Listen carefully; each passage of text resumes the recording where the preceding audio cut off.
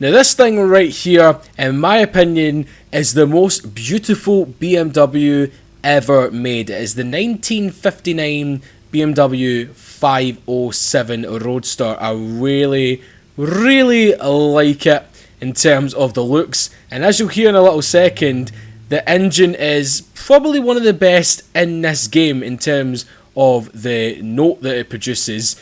I just love the style, and it's unlike any other BMW to today, I should say, because it's completely different, and I don't think there's been any other BMW like it, really, because it's just so fucking cool, man. It's just the perfect Italian lakes cruiser. That's the perfect sum up for this thing, honestly.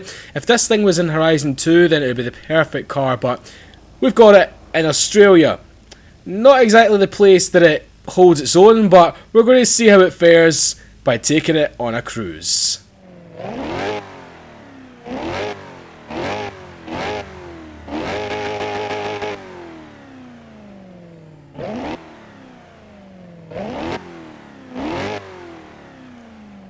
God, it sounds so good. Now, me and Andy have been saying that it sounds like an old Maserati V8. Definitely has a whiff of the Gran Turismo about it.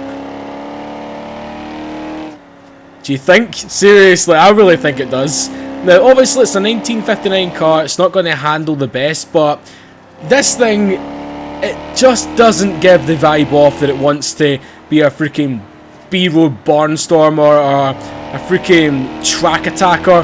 This is just all about sticking it in the best gear possible for cruising, putting on some tunes, looking flashy, and just driving, man. That's it, just cruising on down by the coast. Honestly, I should have done this at Byron Bay, but we're in the outback. We'll just head down that way, actually.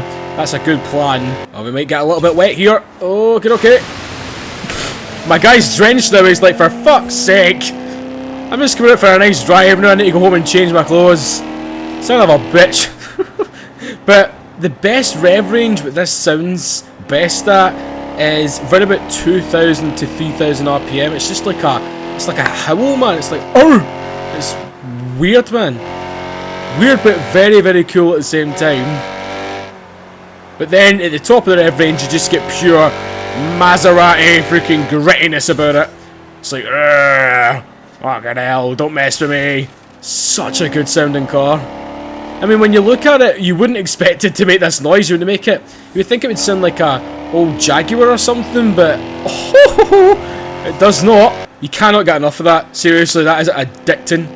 It's like heroin, but for car noises. Right, let's chuck ourselves into the interior. Let's just jump in. No, let's check out the interior, not chuck ourselves in, you fucking idiot.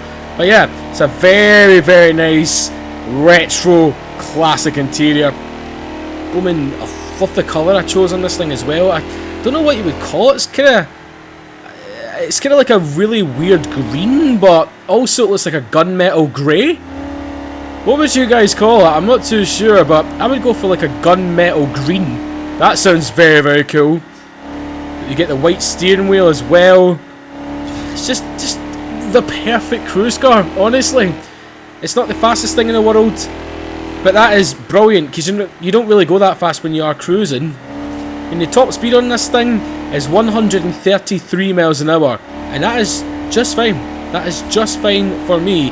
It's got 165 horsepower and 161 foot-pounds of torque from a 3.1 litre V8. So we're heading into Surfer's Paradise right now for one main reason.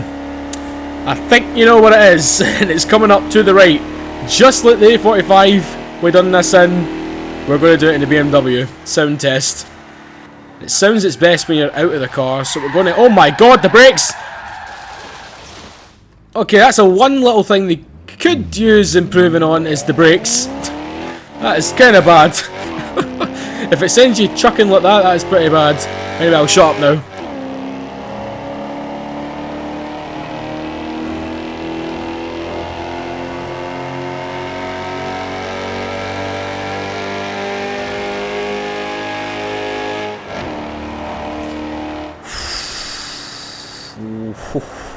God, it's like caramel, man. god. Now, one thing that's going through my head right now is, do you not think that this is one of the most manliest convertibles ever made? Yes, there is girlish lines on it, but at the same time there's a lot of masculine lines as well. Like, the front end is very masculine, very proper aggressive looking, but at the same time it has that sort of girly features, looking pretty damn pretty, if that made any sense. But yeah. Oh my god! Listen to that!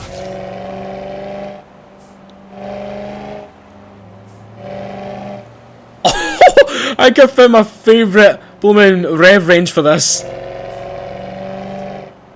Oh, 2,800 RPM.